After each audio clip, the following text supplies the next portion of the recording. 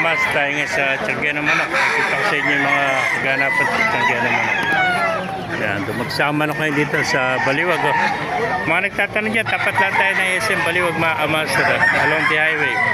Katabi ng Baliwag Central Terminal, Baliwag Central Terminal. Dito sila nakapwesto sa bakante lote.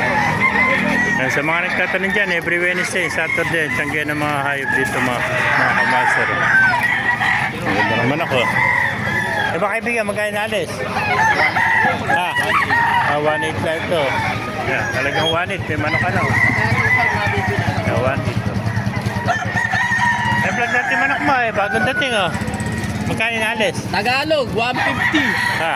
Magkano nalis yan? 1.5. Yeah, 1.5 mga kamaster. Ayan. Ayan eh. Oh, nakuha na.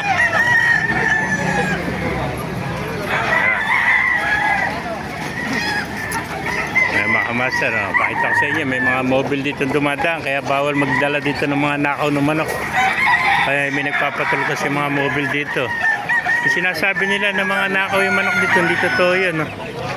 Mura lang talaga manok dito sa Baliwag. Oh. Ayan, meron tayong makikita nyo, may nagpapatulog dito mobile. Kaya bawal dito magdala ng mga nakaw ng manok, mga kamaster. Ako na nagkagarantiya sa inyo. Ayan. Kaya mura ang manok dito kasi mga backyard ng mga manok dito ng iba. Yung mga mahal na manok, mga galing sa farm lang. Kaya mga kamaster, safe tayo rito sa Baliwag. Ayan. Ayan mga kamaster. May mga ganapan dito sa Baliwag Tianggi. Oh.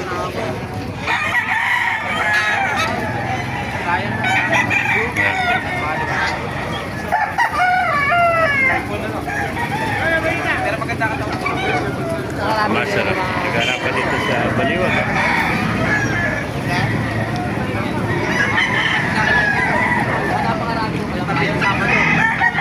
Kasi natin mga manok dito para makita nyo.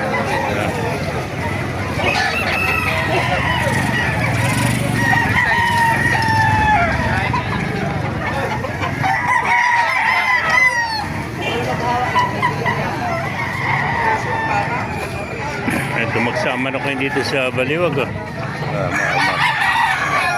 Ito mga 3-5 ang set to. Galing ko na sa Simon, Pampanga. Ayan.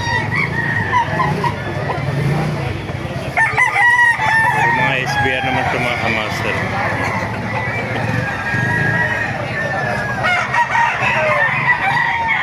Maray pumanok sa dulo eh.